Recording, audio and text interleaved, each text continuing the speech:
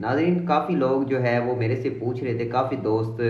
Personal message कर रहे थे कि यार क्या जो खबरें फैलाई जा रही है, खबरें सामने कल पेट्रोल पंप्स बंद होंगे 1 मई से, जो 5 मई तक जो है वो कहा गया था कि पेट्रोल पंप्स बंद होने वाली। इस हवाले से मैं खुद देख के आया हूँ, पेट्रोल पंप्स पर काफ़ी ज़्यादा रश था। कुछ तो इस वजह से डर रहे थे कि कल पेट्रोल पंप बंद होंगे, और कुछ इस वजह से डर रहे थे कि पेट्रोल महंगा हो जाएगा। तो इस हवाले से मैं आपके लिए ये वीडियो बना रहा हूँ कि जो पेट्रोल पंप एसोसिएशन जो है उसके वाइस चेयरमैन नोमान अली भट्ट साहब का एक बड़ा बयान सामने आया है, जिस हवाले से मैंने कहा मैं आप लोगों को बता दूं। जो लोग मेरे से पूछ रहे थे कि भाई इस हवाले से तमाम जो खबरें आ रही थी, जो तमाम अफवाहें आ रही थी, ये बेबुनियाद है, बेबुनियाद खबरें, सब मन गढ़ंत हैं। नुमान अली भट्ट साहब ने कहा है कि जो भी ये लोग बातें कर रहे हैं कि 1 मई से 5 मई तक जो पेट्रोल पंप्स में हड़ताल होगी, पेट्रोल पंप्स बंद होंगे, ये तमाम खबरें झूठी हैं, बेबुनियाद हैं। तो मैं आप लोगों को बताता चलूँ भाई, आप लोग डरो ना, आप लोग रिलैक्स रहो। नोमान अली भट्ट साहब ने यह भी कहा है कि तमाम पेट्रोल पंप्स जो है वो मामूल के मुताबिक इस तरीके से पेट्रोल फराम कर रहे थे, ऐसी उनकी जो सेल है वो जारी रहेगी,